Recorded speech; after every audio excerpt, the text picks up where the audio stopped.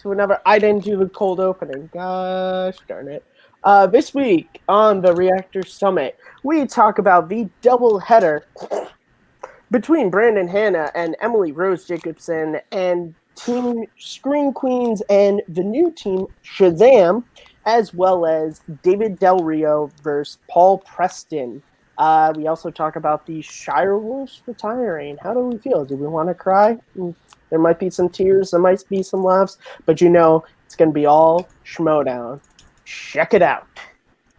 Hey You say that guys, like if we actually had an intro. I know. Hey guys, what's up? Pretend there was a graphic there.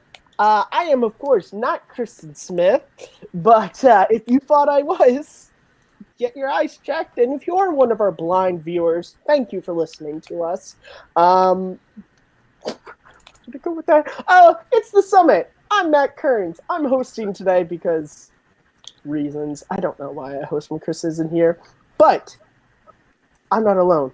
We have, because Kristen has a hangover. We have Malcolm Goldie Lay. How you doing, Malcolm? Please don't vote or talk about nostalgia on the summit at all. Do not be nostalgic about anything to do with the Schmoedown, please. You know, I'm pretty good, just ready to do this. Malcolm barely made a response to what I'm saying, but that's because I hope he's watching Con Air. We also have Doug. He's new, but he's making a name for himself by literally being on almost every video since he joined. Doug, how you doing? Why don't you have a life? I'm in your camp of what you like to say is that you have no life. So I work, come home, and do stuff for Take 3. It's fun. I enjoy it. This is fun? Oh my god, guys. I mean, it was fun getting berated for almost 2 hours yesterday about my age. It was fun, guys. Well, welcome to Take 3. We also have the man, the myth, the legend, the best of us, Abe Flores. How are you doing, Abe? I'm doing fantastic. All right. I'm so happy. So, before we talk about the matches, I want to give everyone a chance to go around because it was announced in a special interview between Christian Harloff and the Shire Wolves that Clark Wolf and Rachel Cushing have decided that their next match, which is going to be between Corruption, is going to be win or lose their final Schmoedown match for the time being. I wanted to go around and just kind of get your perspectives on this. How do you feel about this? Malcolm, I know you were a big Rachel Cushing fan. You did a great video for her. What are your thoughts on this? I mean, I understand all the reasons for wanting to retire, because like the game's just evolved past them, like as they said, and it does suck that we're not going to see them compete again. They did say that like they will come back and commentate it, so it's like we will probably still see them time to time, but they just won't be competing. And it does hurt, but I always remember the entrances, and they did a lot of good ones. So that's true. Doug, I don't know where you quite stand on Rachel and Clark, but what are your feelings on the Shire Wolves retiring? I slowly, cried myself to sleep the night that I watched that. But in all honesty, they're two of my favorite Schmoedown competitors of all time. Classic Clark Wolf and Rachel the Crusher Cushing were phenomenal competitors on their own, and when they came together, they just were this force. My favorite memory of them is when they won the belts. You know, that moment that they didn't realize that they knocked out the people that they did. Brienne, I don't remember what they went by. Sick in the head, was it? You're correct, sir. yeah, Right. Nice. Pulled that one. But they did the Thor entrance, and when you see them just get up, and it's just a real happy occasion. It's gonna stink to see them, step away. Because I don't think any true competitor in the Schmoedown ever fully steps away. I think we'll eventually see Sam Levine step back into the ring because he wants the test out his knowledge. I mean, I think they might want to just take a break. It's happened before. People will come back. I mean, Dan did it. So Yeah. why can't they? It's true. It's true. Abe, what are Matt. your thoughts on this? You know, I want to say I'm surprised, but I'm not. You're a dick. No, like I'm really, like I like the Shire Wolves. I think they're an amazing team. Clark Wolf, my favorite competitor of all time. But I love teams, but I love seeing Clark in singles. And we hadn't seen her in a while. If she was playing singles, I think that would have hurt more. And it's sad seeing someone like Rachel go. I mean, she's top 3 players of all time. She's triple threat. Yeah, She's one of the main triple threats. She's one of the best, and I know they're gonna come back. I just feel it. Like if you see Riley and you see Merle and you see Mara recently, like usually that fire comes back later. But like it's sad seeing them go. It's great they're gonna have a final battle against corruption, which probably they're gonna win because they're a better team. That's just to make Matt mad. That actually doesn't affect me as much Yeah. as you think it does. They're gonna retire as winners, and then our conversation is gonna start with which team is the best of all time, them or the Patriots, and Yeah. For me, anyone who has been following Take for Nourishment and stuff for a while will know I've always been a huge Clark Wolf fan. She's been someone who kind of ever since she started in 2016 was kind of like she was always in the top 5 and she was always very high up, along with like Mark Riley. That's why when they formed Wolves of Steel, it was like a match made in heaven for me. And then Rachel, of course, has been someone who I think everyone had that thing of who, and now it's just like she's undisputably one of the top 3 players in the league, not just in one league, in the whole league, because she literally has her foot high up in all the leagues. Well, singles maybe not so much this season so far, but like except Star Wars, which that we can even talk about that being its own division some other time. And I love the two of them, and I think this kind of takes me back to when Riley retired after Collision 2, where it was kind of like it sucks to not have your favorites around, but there's also that thing of it's just like it's like Luke Skywalker says in the trailer for Rise of Skywalker, no one's ever really gone. Like you never know. It might be a year. It might be like that. It might be half a season when they decide to, they get that fire back and they'll be back. We don't.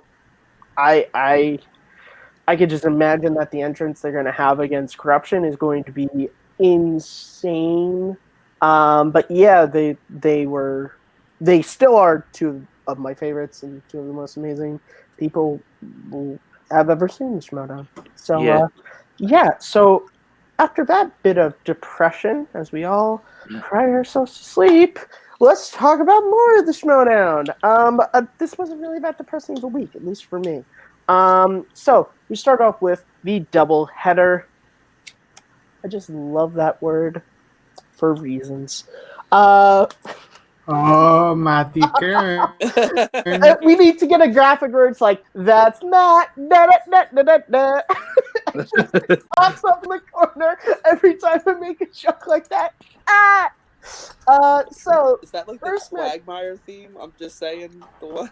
It's what? Quagmire. No, I'm sorry, because our jokes are actually funny and not overplayed. Oh, suck it. Seth MacFarlane, who's like, I'm more rich than I'll ever be. Another asshole on the internet thinks Family Guy isn't funny. He still makes millions, and I do this every day. So first match we have, after sneaking into my department, we just lost 2 viewers. We first have Brandon the Hitman, Hannah, and Emily Rose Jacobson, whose nickname I did not get because I was far more concerned with the fact that I had to write her. It's Rose. Rose? Oh. Yeah. Okay. So So you think your name would? I thought that was a full fucking name. Fuck off, Abe. Fuck off. I still beat you in You that know, Schmoedown and history match because it didn't air. what? We could say What match? exactly. So this was Brandon Hanna's first Intergeekdom match, like singles match, because of course he debuted in the was it a triple threat or was it a 5-way? I can't remember. Four. 4-way. So it was I was really interested. Brandon Hanna, of course, friend of the show. I was interested to see how he would perform in a one-on-one, and he did really well. But I was also impressed by Emily Rose Jacobson. Malcolm, I'm going to go to you first. What did you think about this match? What did you think about the way Brandon and Emily played? Well, when this match was first announced, I was like, my initial thought was that Brandon was just going to sweep Emily under the carpet and just Is smoke that a her joke after. at the fact that he used to clean Collider Studios? No, but, That's Matt. but because with Emily's last match against Winston, like that was both players. She won by just a small amount of points, just because both players weren't playing as good as they can. This proved that that since then she's actually improved a lot, and she's can hold it in there with big players. But I mean, and I think part of that is probably her partnership with Adam Halevic. Like, he's probably helped her a lot. And but yeah, and Brandon was Brandon. He was just like great and just dominant throughout the whole match. And but I can't wait to see sort of where both these players go afterwards. I'm gonna assume to the bar across the street from Collider Studios. That's where everyone goes. Doug, what did you think about this match? What did you think about the way the players performed? I actually really enjoyed this match. I did think Hannah was going to win. I wasn't sure by how much or by what the deficit was going to be each round. Because I knew that Emily was studying up with Lavic and doing her homework. I mean, to lose by 2 points, yeah, it's disappointing, but that's nothing to frown at. Especially when it's your second go and you're facing someone that's not Winston. Winston's great, but Inner Geekdom's not his forte as much as he says. I like him better in teams because he bounces off better. But Winston yeah, no, Marshall, friend of Take 3. We continue, Doug.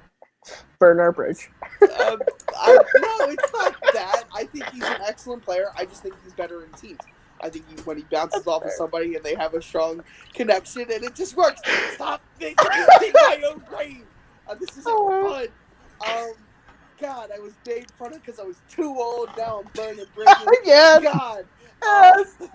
But no, I get what you're saying, Doug. You think Winston is more of a teams player than a singles player, which is I think just like how most people say when you're playing singles, you're playing by yourself, but when you've got a teammate, it kind of helps you out.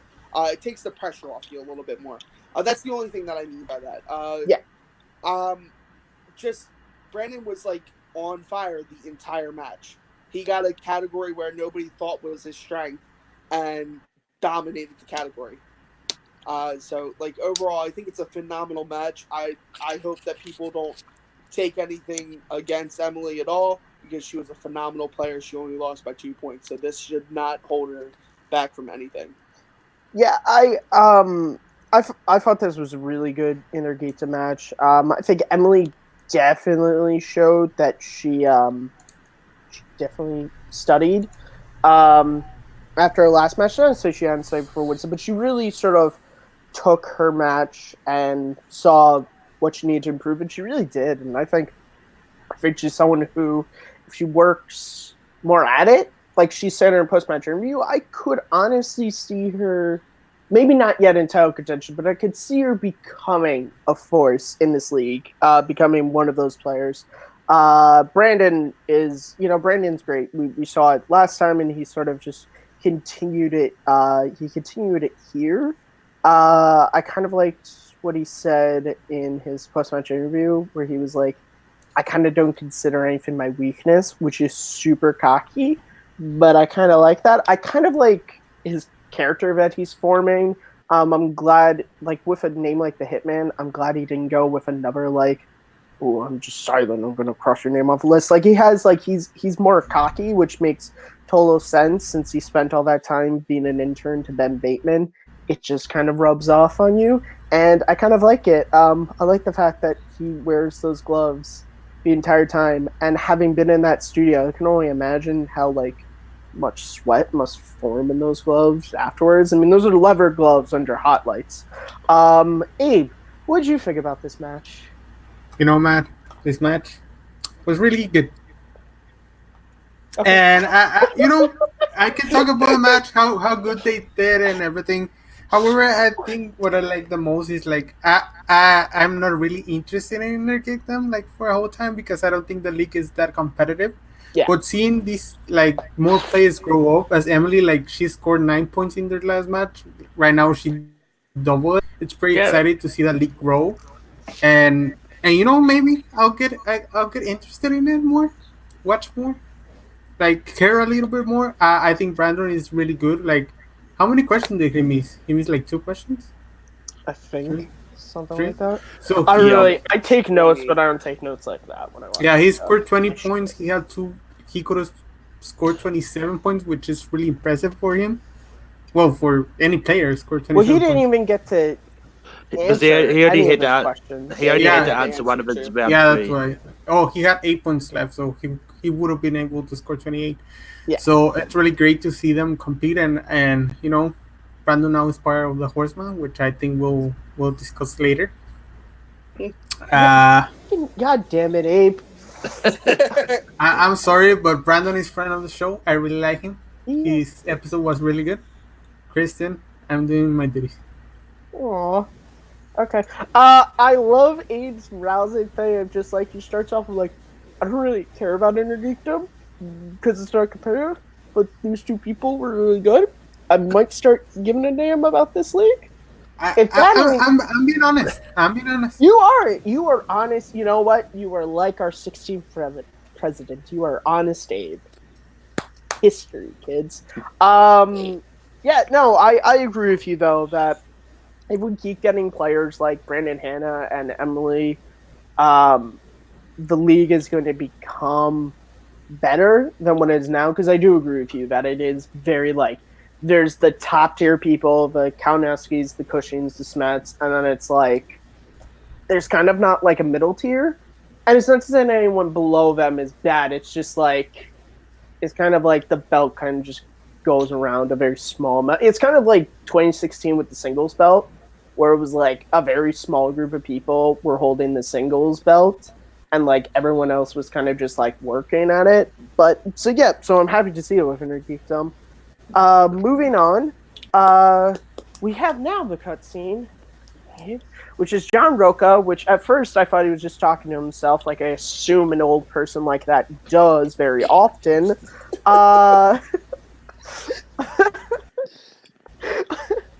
Any chance to shit on Roca? I'll take it. Now I want someone to make a meme of just Roca like sitting in a rocking chair. He's talking about how they always toss up 5, but there aren't 5. There's only 4 because it's nice to be reminded, John, to do basic math. And then he asks Brandon Hanna to join the 5 Horsemen. Hanna accepts. So, Doug, I'm going to ask you first. Are you excited to see Brandon Hanna join the 5 Horsemen? I mean, remember, another friend of the show. He is a friend of the show. Let's be honest. We all know who I really wish would have taken that spot. But we don't. I don't think we've had a power couple on this in a faction together except Ken Ken and Grace, but they don't really compete. I would have rather had Mar on the team. I like Mar still. I know people are like, but but no, I mean, it's something that I kind of wasn't surprised by, especially with how close he was to Ben at the time. Doing the whole intern thing and that whole storyline that they went with for a little bit. It's fine. I mean, let's just hope that they start turning it around. That's all I can say. With that, I love the Horsemen. I love the players that are in the Horsemen, but there's always been that Horseman curse. There really has. Anybody that denies it just isn't paying attention, because their first season together, what happened? Disastrous. It was disastrous for each player. So it was. I'm just hoping it doesn't linger, and I'm hoping that maybe they can switch it around. All right. Well, that happened. Malcolm, what are your thoughts on this? My favorite part about this was seeing our rival podcast called Actions reaction to this news. And it just, but this is a really elaborate. I didn't watch it, so what do you mean? They literally, like, when they had Brandon on the reaction with them, and they were yelling at him, calling him a traitor. You gotta say, Malcolm, I'm sorry, but you said it, like, my favorite part of this was call to actions reaction. Now let me go on. It's like, do you explain movies to people? You remember that one scene in Empire Strikes Back? And then do you just move on to your next point? Which scene in Empire? I'm sorry, Malcolm. You don't have to cry about it. There's no crying on the summit, because, that's a lie. But continue. We're now making parodies of League of Their Own.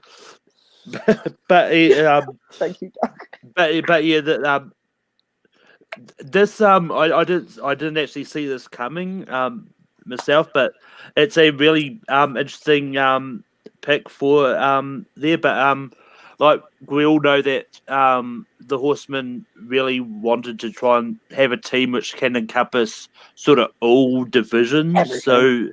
So getting it in a Geekdom player to fill in that final spot is a smart move.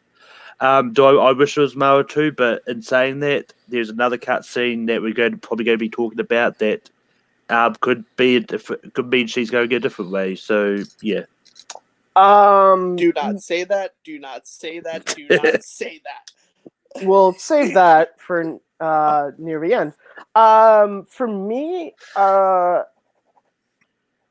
this was interesting. It definitely makes sense, kind of what you just said, Malcolm. How the Five Horsemen, they want to expand. They want to really have their toe dipped in every single division if they can. So adding Brandon with his history with Ben, it didn't really. I'm trying to figure out a way to say this.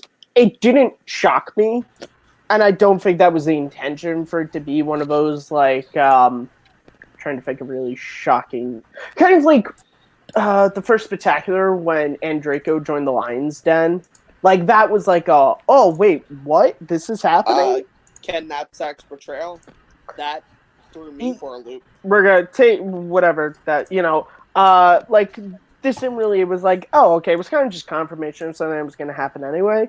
It did raise an interesting question. Since Strucker was we always toss up the 5, but there have been 5. So managers don't count as part of factions, because Tom didn't count as part of the 5. He's not a 5 horseman. He's a manager of the 5 horsemen. We don't need to start a whole thing. It was more just a joke in a way for me to mention Tom Dagnino, but it was just I was or was that just another outlaw moment? Just do the same graphic but with me in a cowboy hat. We're gonna get these graphics. Yes. Like I said, guys, I love John Roca. He is an Armageddon brother, but any chance I have to make fun of him, I will take it, because he does the same thing to me. All right. So, moving on to the actual match. Scream Queens versus the new team Shazam, the Kid and William Bibiani. They did not take Kristen Smith's name of the Kid and the Beast. I was very upset. I know Kristen was upset. She's so upset that she's not here right now.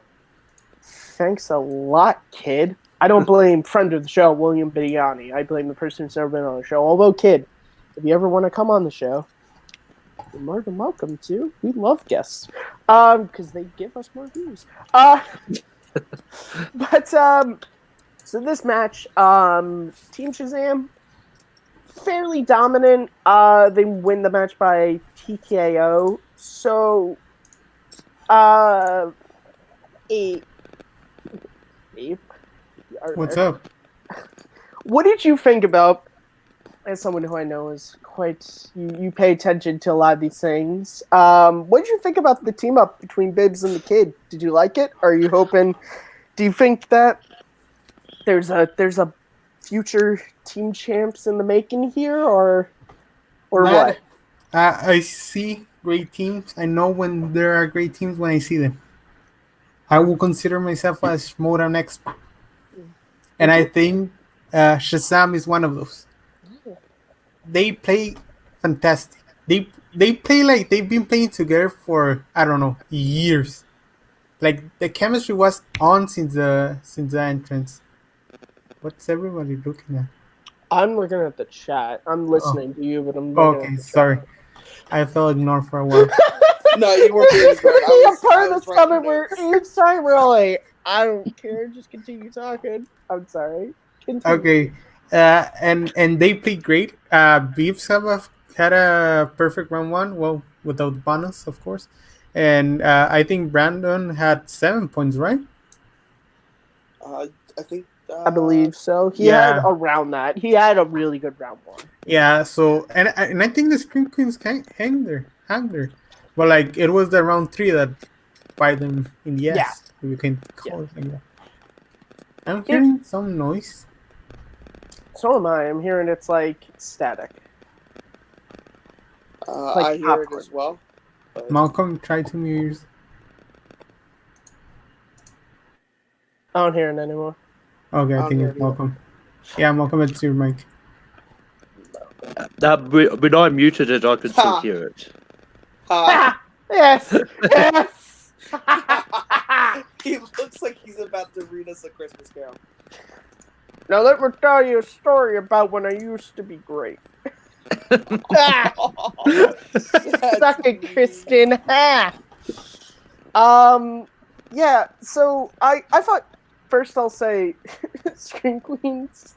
I love how that's just gonna stay up there the whole time. I first thing I'll say is I thought Scream Queens, I don't think they did that bad. I think it's kind of like what Jen said, where it's like they lost, but I think this might have been actually their best game.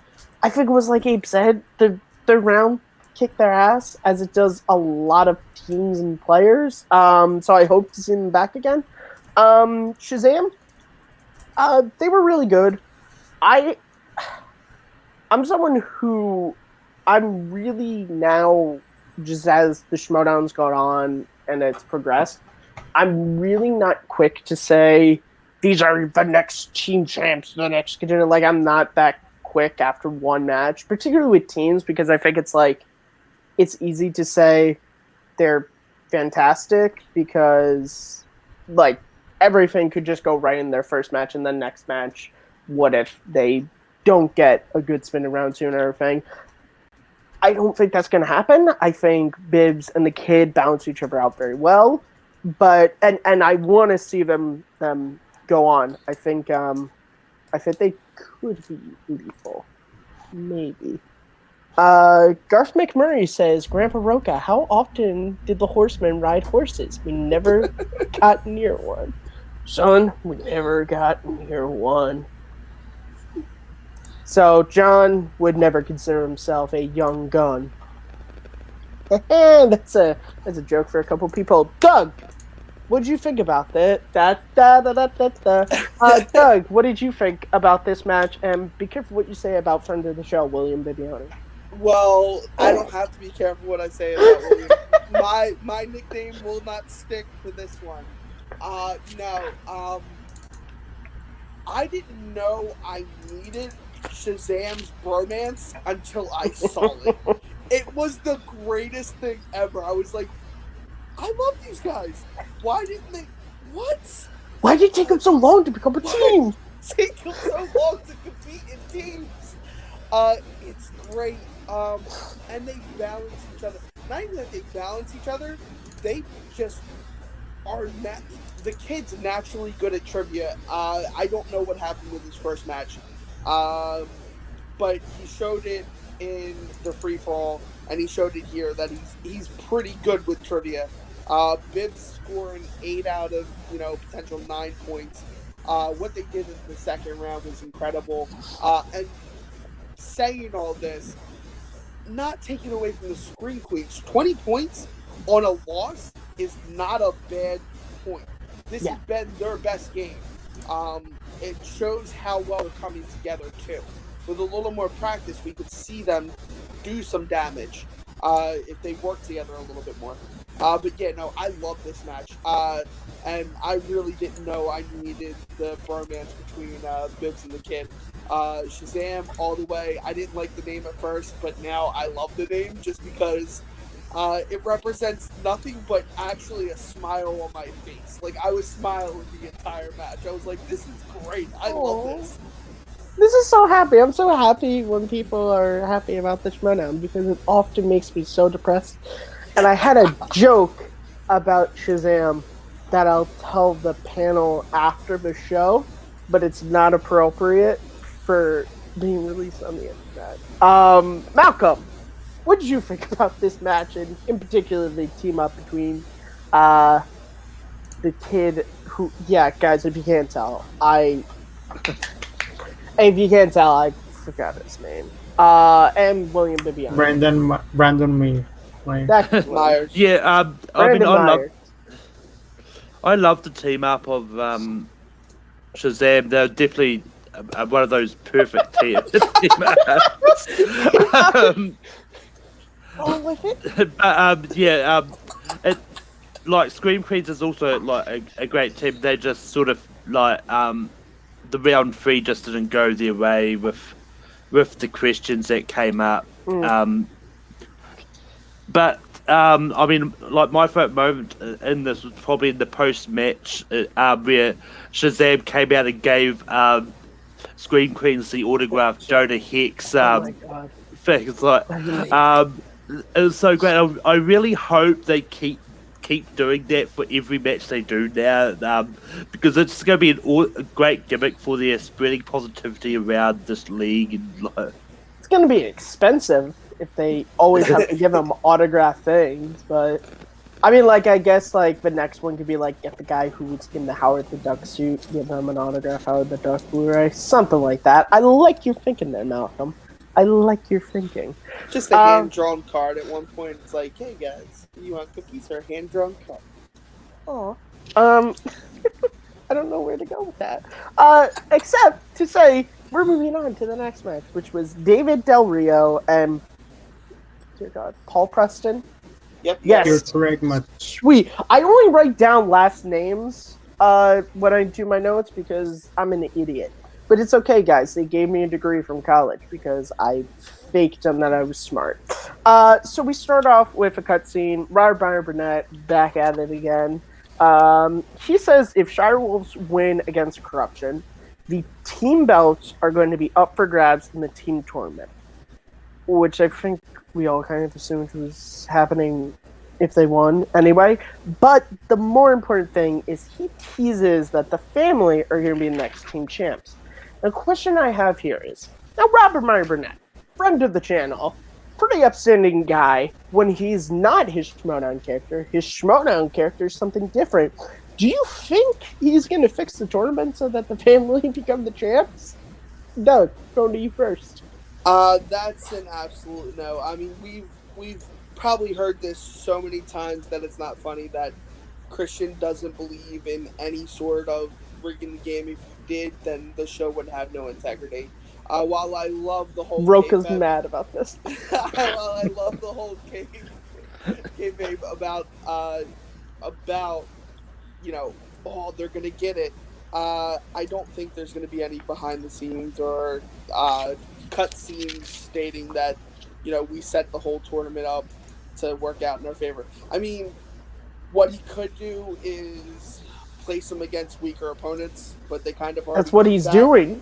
But they kind of already do that the way that they set the tournament up for the first round. You'll go against a lower ranked competitor.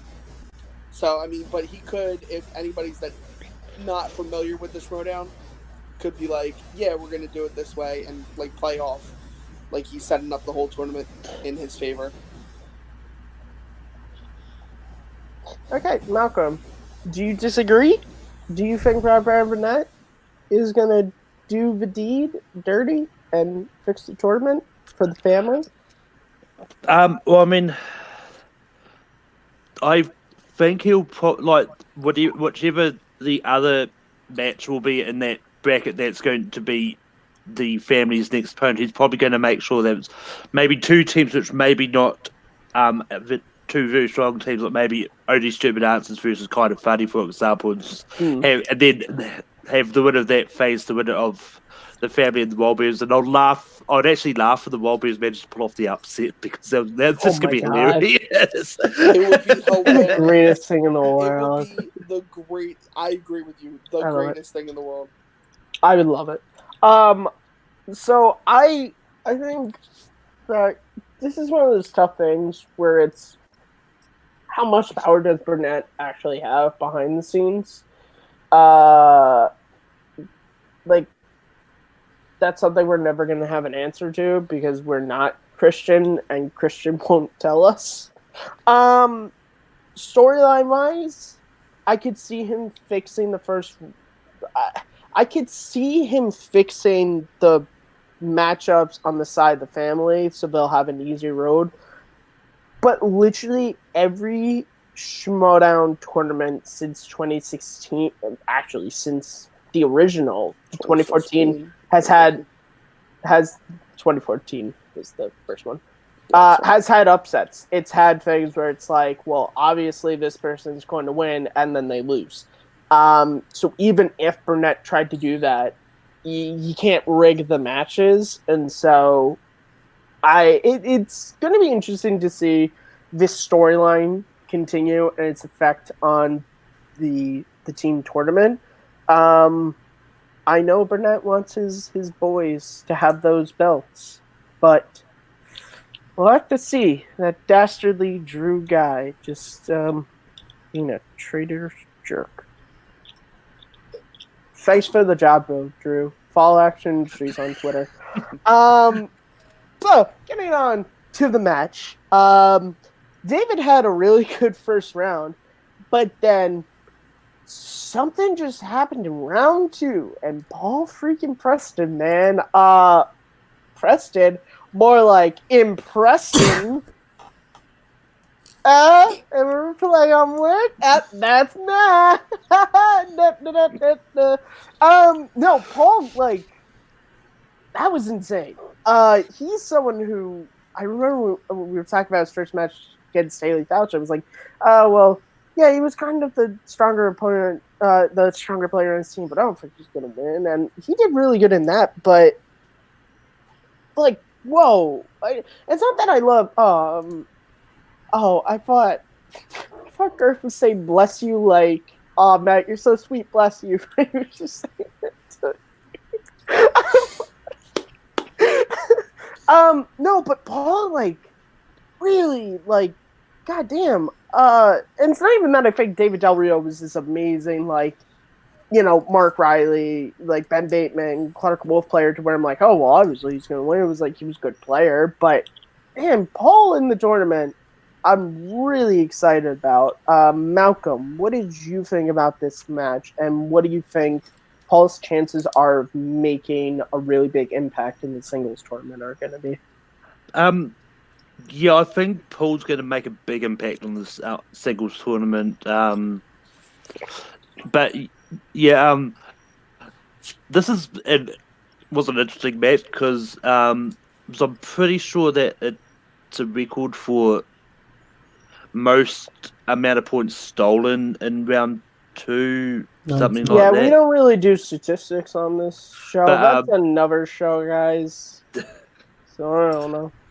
But yeah, it was a great match. And like, it's sad that we're not going to see David Del Rio for the rest of the year, because I really do He's enjoy him. But I okay. mean, it's one of those things when you're working actor,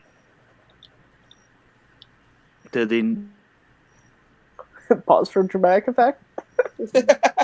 you All right, Malcolm's freezing up on us. So, Doug, what did you think about this match? I thought this match was. I thought Paul just did an incredible job. Or as you know, as I've now declaimed it since Kristen likes to call me Paul, he's now Doug. So I think Fair enough. I think he did a fantastic job. His round 2 was just incredible, and I think it just knocked Del Rio for a complete loop. I think Del Rio, because he got the perfect round with the bonus question, he was feeling a little cocky and feeling himself, so he kind of like jumped his gun rather than thinking about it and thinking about the game. Because Del Rio just lost it after the second round, and I have him in the fantasy league, so imagine how I feel. Sucks to be you. Abe, what did you think about this match? You know, Matt, this one of this the one. I'm being serious. I did this all. No, it's just every time a match you always go, you know what, Matt? Okay.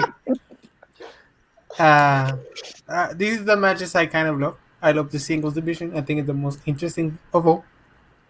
And I was really happy seeing David going up. I wanted him to win because I really like him since his first match against Whitney. I was sad when he lost to Sharon. But it's Sharon. It's Lee's Sharon. Okay, yeah, but like it was really. I mean, it was a really good match. It was close. Was it a TKO? No, right? No, it was not. No, No. I would have had that in my notes. Yeah, but like it was a really good match. It was a third tournament qualifier. I wish some people were in the tournament, but I guess we're not talking about that. But yeah, it was a really it felt like a classic match, like a 2016 match when you're not really attached to people and you're seeing the competition, and it's a really it reminds me of something like, let me go back to match. I mean, not maybe like a Long Harris Mark Bernardin match, like back in 2017. Yeah, I agree. Those kind of matches. No, I agree. Those you said it perfectly. I agree with you. Like, I think this was those 2016, early 2017 matches when the league was kind of building and we're bringing in a lot of people who you don't know, and they kind of just come out swinging, and you're just like, whoa.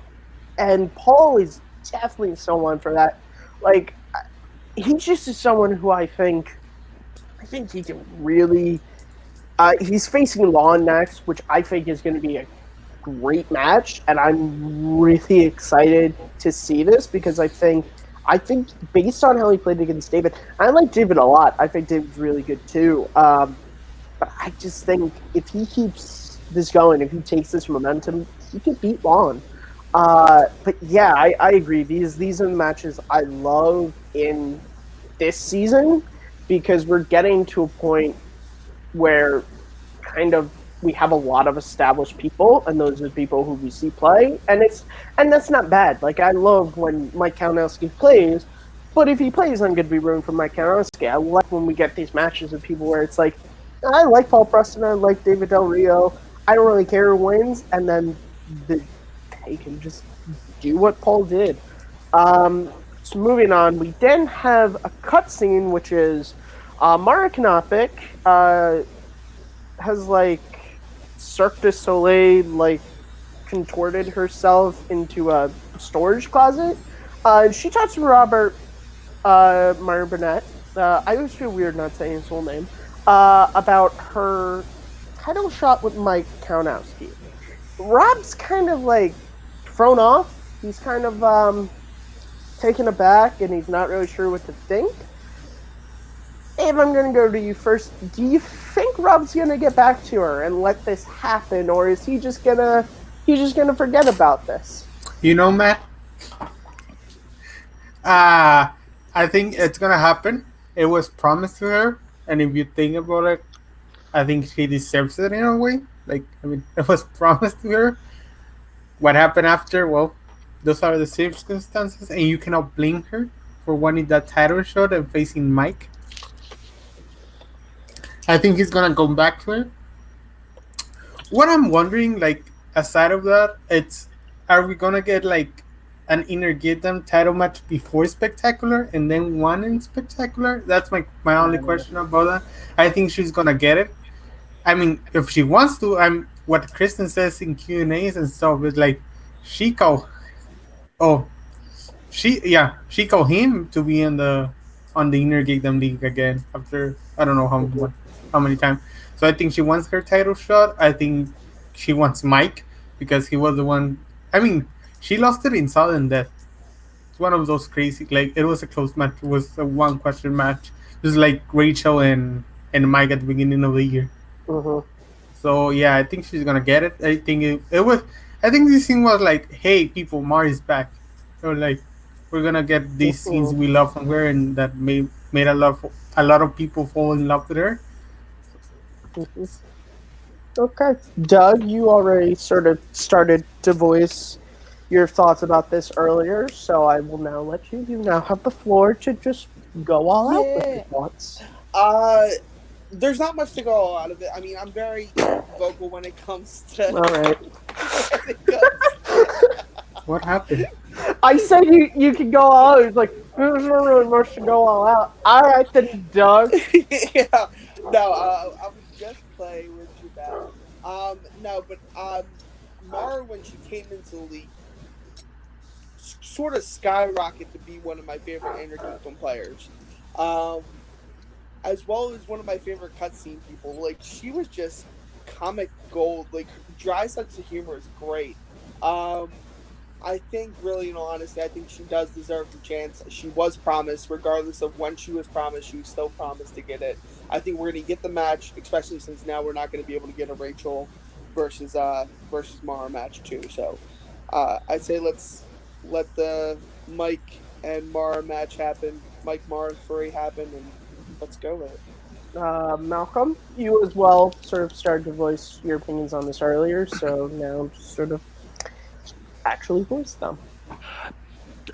Yeah, I think what might be neat is going to get back to Mara going, look, I'll give you this title shot, but you have to join the family for me to do it. Don't you dare curse that. So I think there's a possibility that Mara may end up joining the family because of it, which is not something I want, but it's going to be it'll be interesting to see sort of Mara going up against Dan Merle sort of faction-wise. Mm-hmm. Yeah, I'm kind of on your line of thought. I think if Burnett gets back to her at all, the way he's been running this season, I don't feel like he's someone who's just going to hand stuff out to people like this willy-nilly. Like, I feel like this is going to be a real, I scratch your back, you scratch mine. If you want to get this, you have to join the family and stay with us for the whole season. Like, you can't, like, get the title match and then quit. Like, because I honestly feel like Burnett, his persona, his heel, like, would be like, if you join the family and then let's say you want to, like, quit, like, after your title match, you win the belt, I'll strip the belt of you. Like, I feel like you could do that. I mean, he's technically in charge of MF5, who's in charge of Meriditum. So he could have the power to do that, I guess. I don't know. I kind of just imagine to quote Escape from New York, it's kind of like when the commissioner knows that Pliskin's going to try to take the plane and fly to Mexico instead of going to Manhattan, is why he puts the like nanobites in Snake's bloodstream. That way he can kill him if he tries to do that. Like, you got to think smart and strategically. so this is going to be a waiting game. This is definitely going to be solved under a cutscene. How soon? Who knows? It would have to be solved soon, though, right? Because his reign's up soon. He's got an extra 2 weeks apparently. He's got there's something happened. Chris Clark was excited about something on Twitter, and I just assumed it was about Burnett. I don't know. I looked on triviasd.com and I didn't see him say anything, so I'm not quite sure. So I don't want to misspeak on it. But yeah, so it's a waiting game. So moving on to next week's matches, we have the Intergita match between Jared Habon, the return of Jared Habon, and Chandru. Go around the board. Start with you first, Malcolm. Who do you think's winning this match? Yeah, this is tough because on one hand you've got Chandru, who has proven to be really good and just coming up through the ranks, but on the other hand you've got Jared Habon, who is relatively quite dominant, but he's also coming back from getting married. He's been away for a while. I can't remember when his last match actually was. It was against Mike Kalinowski, I believe, in the tournament last year. Yeah, something like that. But which is not available to see in Mexico. Why? I don't know. I cannot watch it. Are they not Bachelor fans down there? No, I mean Kalinowski. I cannot watch it. Well, dude, I'll send you a link. Maybe you can watch the American version. No, I get this video is not. You cannot watch. I tried to watch the video. Maybe it's blocked everywhere. I'm sorry, Malcolm. Continue. Yeah, I mean, there might be some copyright thing that's blocked it in other countries. I'll try and watch it later to see what happens. But on the other hand, you've got Jared Habon, who's just been busy getting married and all that, so he's probably not had the time to study as much as he could have. So it's going to be interesting. But I'm going to give the slight edge to Habon over Chandru, but I wouldn't be surprised if it goes the other way. Okay. Doug? What do you think? I honestly, I'm going with my feelings here. I really like Habon. I think he's personality-wise is an incredibly nice guy. And I think a lot of people are taking into the fact that he had his wedding. Do we know when this was shot? Was this shot before the wedding or after the wedding? I don't know. I don't know. He also heads up. His wife is super competitive, super competitive. So she could have pushed him just the same. Hey, let's study a little bit and make sure that you're ready. So yeah. Garf says before the wedding he's watched the match, so I don't want to speak too much. So Garf says before the wedding because he says apparently Jared says my fiance. So I guess I'll take that for what it is. Maybe Jared. Again, who knows? I'm sorry. Were you done with your point, or yeah? No. I think Chandru's got a good shot, but if he was studying, which I actually think he has been, especially the competitiveness in that whole union, I think Habon's got it a little bit over Chandru. Abe, who do you think's win this match? You know, Matt, I want to stop doing that. I think Chandru, and I'm gonna tell you why. Because Jared has been out for a while, and I think Chandru has shown the fire in him in his last 2 matches. He has the knowledge. I don't know if we know Jared has some weaknesses, and we don't know. I haven't watched a match, so we don't know if he has been studying. But I think Chandru will come out with the victory and face Brandon Hanna, friends of the show, both of them. Let's see who's gonna. That will be an interesting thing to end up. Actually, all 3 of them are friends of the show. Jared Habon. Has Jared been on the show? He's technically been on the show because we interviewed him at Free for All 2. Technically, so he's been on the channel before. But he's a good dude. I kind of thought I was going to be alone in this. I think Jared's going to win, mostly just based on the fact that we don't. It's semantics to say if we is Chandru studying. We don't know. Is Jared? We don't know these things, but I do know. I've talked with Jared when I went to Free For All 2. I saw his match against who was it? Donica. And then we were hanging out and we were talking. Like he knows like a lot. Like he was able to pull facts out of his head, like just in geeky conversation. Like we were even talking about the Schmoedown. So like I know he's got a lot in him. I also feel like he's someone who is competitive, and I feel like this. I feel like he's the type of guy who wouldn't return to the inner geekdom if he didn't want to try and make a name for himself. Like I don't feel like he's someone who like Koi early on in the inner geekdom would play, but it was kind of like like Koi. I don't think ever wanted to try and go for the belt. Jared, I feel like if he's coming back and wants to play, so I think Chandru's good. I think there is the point that Abe made that he does have the fire. He does. I think this is the experience versus fire sort of thing of rookies. It's going to be an interesting battle.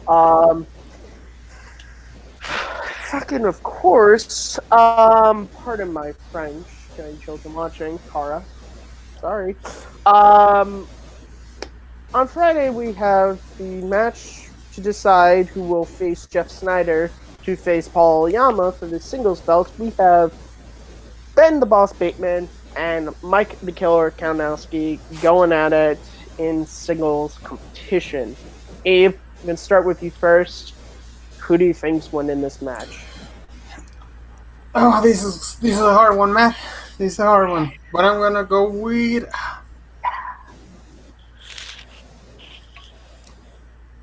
I'm gonna say.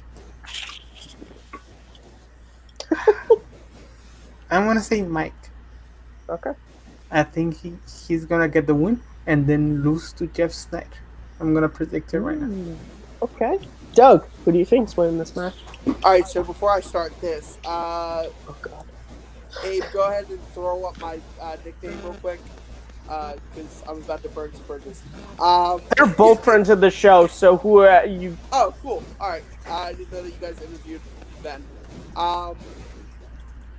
Regardless, Didn't know we interviewed Ben? I didn't know you interviewed Ben.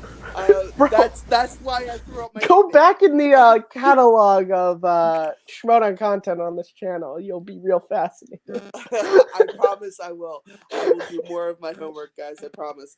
But no, I think it's gonna. Regardless who goes on and wins this match, I think they're gonna take out Snyder. I'm not like that ever, but I just think Snyder's the weaker of the odd couple. When it comes to this match, I do think. Me and Kristen did that on our own. I do think that. I do think Ben's got it. I think he's a little bit more hungry. I know that Mikey 3 belt came out, but I think Ben really wants to take that nickname and just shove it up people's asses about the greatest Schmoedown player to never win a belt. I think he just wants to shove it up people's asses and say, well, look what I can do. Not to say Mike's not hungry, of course, because the Mikey 3 belt, and I know he's studying his ass off, but I know Ben's studying his ass off too. So I really, it's going to be a tough match. It's really going to get down to the wire. It might even go sudden death. That's how close the game I think this is going to be. But if I got to really pick one, I'm going with Ben. I think Ben's going to pull it out. Okay. Malcolm, who do you think's winning this match? You know what, mate? What? I think Mike's had beat Ben in this because just I think Mike is hungry and he wants to get those belts and I think he's going to beat Ben, beat Snyder, and I do think he's probably going to take the belt over Oyama because I think he's that hungry and wants all the belts. Yes. Sorry, I thought something about the reason. I thought our stream stopped on my phone, but it still is going. Yeah. So this is a tough one for me. These are two of my favorites going at it. Both Bateman and Kalinowski have asked me multiple times who's winning. This is hard, but I guess if I had to say, I think that's just my reasoning. I really think that's who's going to pull out the win. I really do think that is going to pull out the win. So that is it for the Schmoedown Summit today. I don't know what number this is. What are we up to? 84. Oh dear, guys. I think it's 85 actually. We're only guys. We're close to we are very, very close to episode 100, which, if you guys remember how great our celebration for our 50th episode was, the three of us were on it. Kristen, it's our show. She didn't even show up. Oh wait, no, that's because she had Kara. That's why. Just saying, guys, just get prepped for that. Yeah, so that's it for the show. Go around the board, tell everyone where the good people can find you on the interwebs. Doug, the bridge burner, where can people find you? Burning bridges at Take 3, at least for as long as they keep me here. You can check me out. I'm always, it seems to be on Rankum, because I like ranking stuff.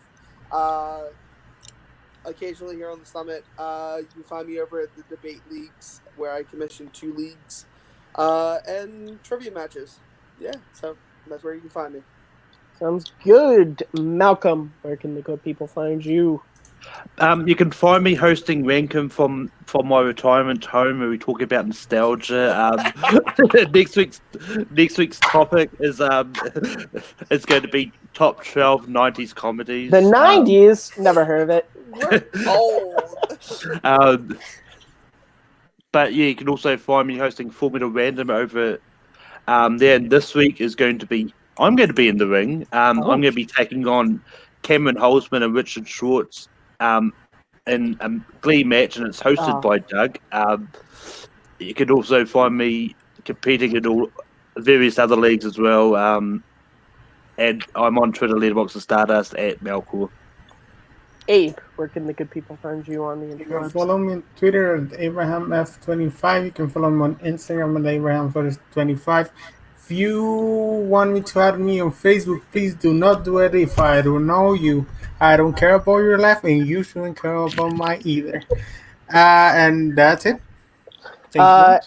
And as always, you guys can find me at Kearns_Matthew on Twitter, MattMovies611. I am. That's reacting weird. MattMovies611 on YouTube and WordPress. You can also find me right here hosting Second Look. New episode is going to be dropping sometime soon. I'm not going to reveal what it is yet, but it's sure to be a good one. You can also find me competing in the... Oh, no, there's so many leagues. I'm in a TV debate league. My match against a guy named Jacoby just went up. Please go support me in the comments, because no one supported me on the polls. I'm not holding grudges, but I'm like an elephant, and I never forget. Just break all the brackets. Just breaking your brackets. I've seen all of them, and I will be happy to break the brackets if I beat Jacoby. Or did I? I don't know. You'll have to watch the match. And you can also find me hosting the Summit whenever Kristen Smith is just too busy to do it. You can follow Take 3 on Take 3 Video on Twitter. Please join our Facebook group. We have a lot of fun discussions about all the shows, the Summit, Rankum. Ooh, I didn't make a fuss about the Summit in Take 3. Rankum, as well as just random things Abe asks us, like, how do you like your steak done? Medium rare is my answer. So please do that. It's on the Facebook group, right? Yeah, it's on the Facebook group. Yes. So for my whole panel, for Kristen Smith, thank you guys for watching this episode, and we will see you next week when we talk more about the Schmoedown. Put Bye-bye. up old man Roku again. Yeah. Let's end with old